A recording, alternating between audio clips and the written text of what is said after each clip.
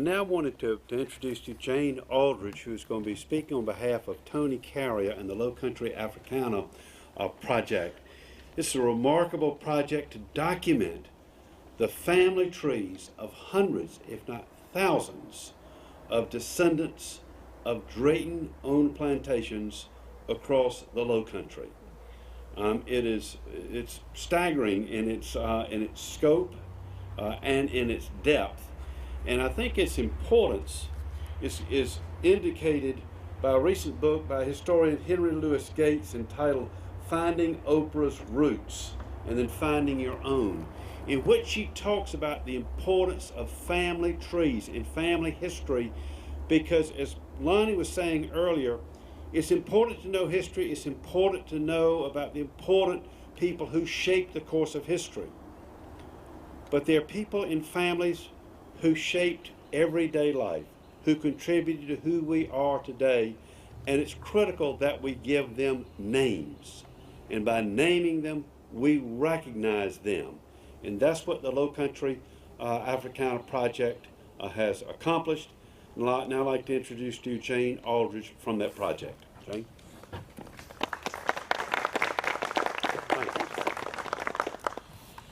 Now, can you all hear me okay? This is a very tough act to follow because I'm being asked to follow a national treasure and the professor who directed my graduate program when I got my master's in history. So you'll forgive me if I am not quite as on point, because almost everything has been said, I think, that touches on the points that we could make today. But the Lowcountry Africana program, again, Tony Carrier is the founding director, and she is absolutely heartbroken to not be here with you all today. She is in home bed sick, and only her doctor was capable of making her stay home. And that's exactly what he has done. I have been given strict instructions to make a phone call upon driving out of the gate today. Her husband is to wake her up no matter what condition she is in. She has planned that she is taking the phone call to get all of the details, and I will pass her regards on to all of you. As many of you know, the Lowcountry Africana project grew out of another project that Tony was doing, Africana Heritage. Africana Heritage initiated a program that was to get records for underrepresented populations online, genealogical materials that had not been available before, with information about how to do genealogy, so people would have the ability to go online, find materials they could never have before, learn how to work with those records, and start working with their own roots. Lowcountry Africana became a goose of a slightly different color. With the help of a grant from the Magnolia Family Foundation, the Drayton family next door, and the cooperation of the folks here at Drayton Hall, the management group, and many, many people in the community, descendant populations from many, many plantations that were owned by the Drayton family, and archivists and curators around the state, around the Southeast, and across this nation. A group of volunteers, as we are a fully volunteer organization, began to collect documents. At this point, we have well in excess of 30,000 documents that mention or named enslaved people on one of these plantations. We would love to have had every single bit of information from those online by this point, but I don't think any of us realized what we were biting off when we began this project. However, what we started out to do was to collect names, connect lineages, work with people here in the community, anyone who is interested, to work backwards with them on their family history, put together family history books. And as we got moving in this project, it became a very moving experience for all of us. We had a lot of early meetings, and the fact that so many hearts and doors and families and minds were opened for us to come in. People who didn't know us. I'm the only one of the original Lowcountry Africana group that lives here in the Lowcountry. Joyce, who many of you know, lives in Arizona. Tony and Alana live in Tampa, Florida. Kenny was from Atlanta. And they would fly into the Lowcountry, and you all would open up your homes to us, open up your hearts to us, and share your family histories and your stories. And this very quickly became a whole nother project. It became a project not about names, not about documents. It became a project about people. It became a project about families. It became a project about stories of these families. And our goal has been not only to put those family trees together, but to put those stories together, to honor the people who may be in this cemetery. We know that some people are. We have some documentation for that. But we know that there are a whole other lot of people out there who we will never know where they were buried. But they have stories, and their stories are important. We went into this philosophically believing Carter Woodson's statement of you can't look at Black America and white Americans separately because they're so intertwined. And having a personal philosophy, we believed that in the Lowcountry we would find that they're just not close together and inseparable. They are so closely intertwined that they have to be examined together. And that is exactly what bore out in this research. And I am so pleased to be in this group of people today where it bears out today, where we have families of descendants from the descendant slave population. We have families who are descended from the Drayton population. We have management families here. Everyone is a part of this story. We were a part of this story 300 years ago. We were a part of this story 200 years ago. We all were interdependent upon each other, and we still are today. And to see how this group of people has interacted and worked as a family in the last, gosh, has it been 5 years now, has been just an amazing, amazing thing to see and to be a part of. And I want to thank you all for that. As I drove in this morning, there was one thought that kept coming to me. Speaking of Dr. Gates here, this is Christopher Columbus Day this weekend. A couple of years ago, I was in my office. I was working at the South Carolina Historical Society, and I was still in my office at 7 o'clock on a Friday night, which was very typical, and I got a phone call from Tony Carrier, and she said, we have to get on a project right away. I just got a call from Coonhart Productions. They work with Skip Gates.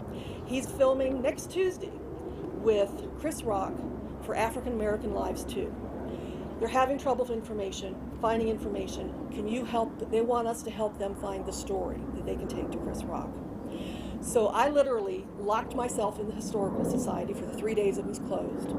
Tony and Alana, who were in Tampa, did every skill that they could put to use on their computers to start digging information. And Joyce in Phoenix was doing the very same thing.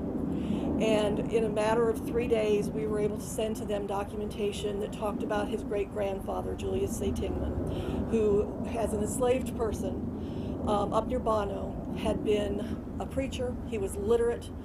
He started a church during the war. He followed the troops down to Hilton Head. He signed into that, to the regiment there, came back to Charleston, worked on Castle Pinckney. He then mustered out. He went back to Bono. Started a church there that still stands. I actually went up there on that Tuesday morning and talked to the people at the church, and the original rock that was placed for the church that was built once they moved from the Hush Harbor, because they told us the full history, is there with his name carved in it. The grave is there. And he then ran for Congress and served 2 terms in Congress in South Carolina after the Civil War.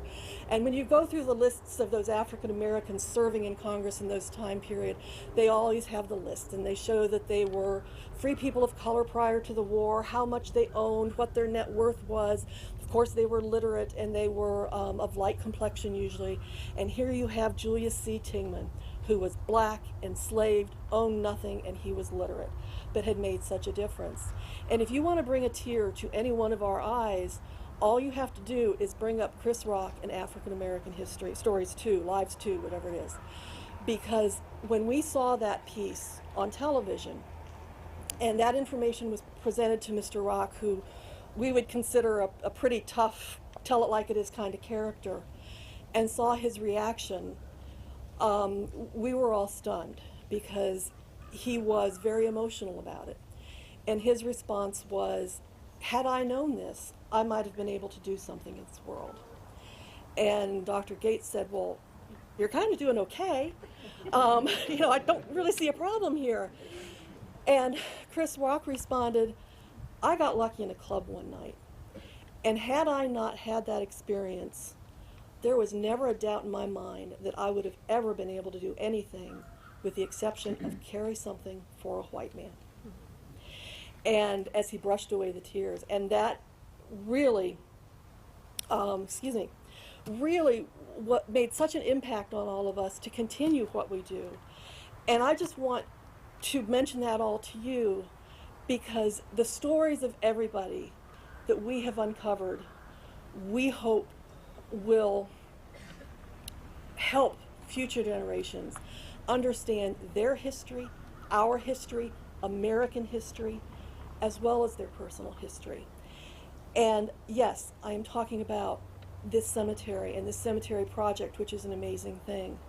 But I'm also talking to and about every one of you that is here today. Because every one of you who has taken part in this has stepped forward, shared information, created a precedent. This project has not been without dissenting voices. And you have stepped up and done what is in your heart and what you believed is right to make the Lowcountry Africana project happen, the family books that you're all going to receive happen, this cemetery project happen, the information that's already on the internet, which doesn't even have all the family information in it yet. Make that happen, which gets, gosh, Google still scans our pages like every day because the information changes so quickly that they're continually going through that. And in doing this, you're changing the world, but you are also, each and every one of you, proving to your children, your grandchildren, and your descendants what's important in this world and the right thing to do. And on behalf of Lowcountry Africana, founding director Tony Carrier, myself, Joyce, Kenny, Alana, and everyone else who has come through here and who you have opened up your homes and your hearts and treated us like your family, and for me, being here, many of you have become my family. I just want to thank you and tell you how honored we are to have been a part of this. So thank you very much.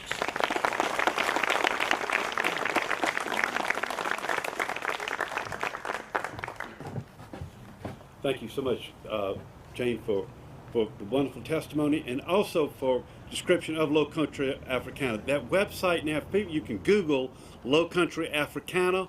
We have flyers on the table. And flyers on the table. But it's a remarkable website, unique in the nation, and a wonderful resource for everyone.